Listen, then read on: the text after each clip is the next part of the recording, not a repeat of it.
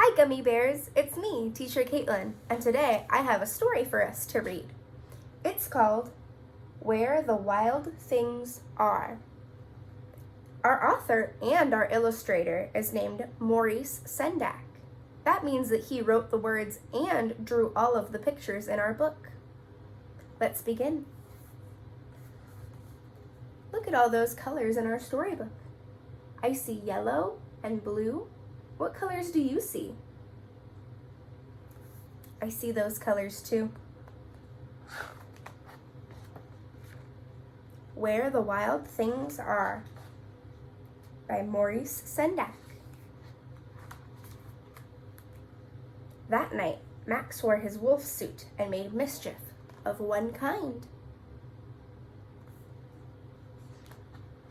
and another. What is Max doing? Looks like he's chasing his puppy dog. His mother called him Wild Thing, and Max said, "I'll eat you up." So he was sent to bed without eating anything. Do you think that made him happy or mad? I think it made him mad too.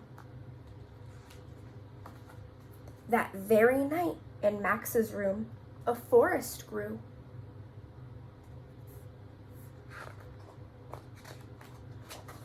And grew.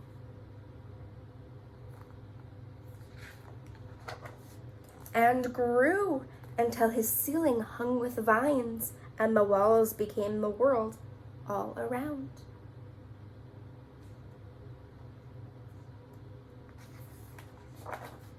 And an ocean tumbled by with a private boat for Max, and he sailed off through night and day.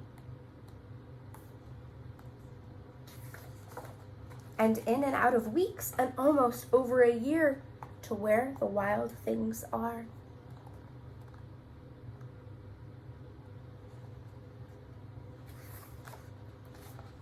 And when he came to the place where the wild things are, they roared their terrible roars and gnashed their terrible teeth and rolled their terrible eyes and showed their terrible claws. That looks spooky. Until Max said, "Be still," and he tamed them with a magic trick of staring into all of their yellow eyes without blinking once.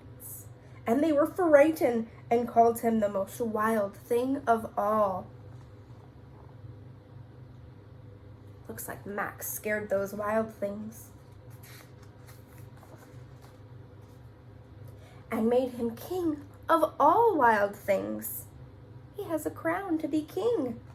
And now, cried Max, let the wild rumpus start. A wild rumpus?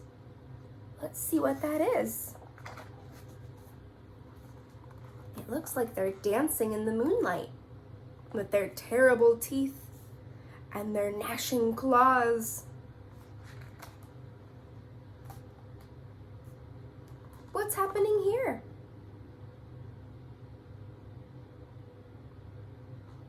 It does look like they're hanging from the trees, kind of like on a jungle gym. What about now? What's happening here?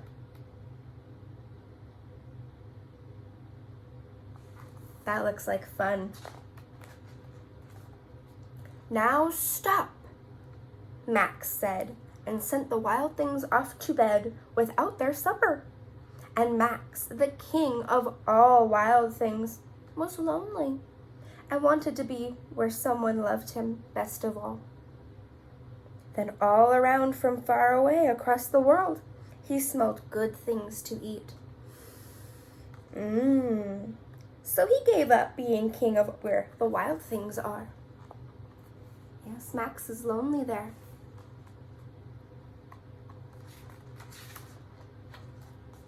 But the wild things cried, "Oh, please don't go. We'll eat you up. We love you so." And Max said, "No." The wild things roared their terrible roars and gnashed their terrible teeth and rolled their terrible eyes and showed their terrible claws. But Max stepped into his private boat and waved goodbye. Yep, there's Max waving goodbye.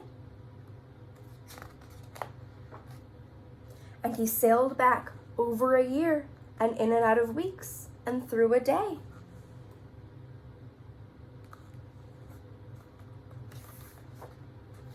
And into the night of his very own room, where he found his supper waiting for him.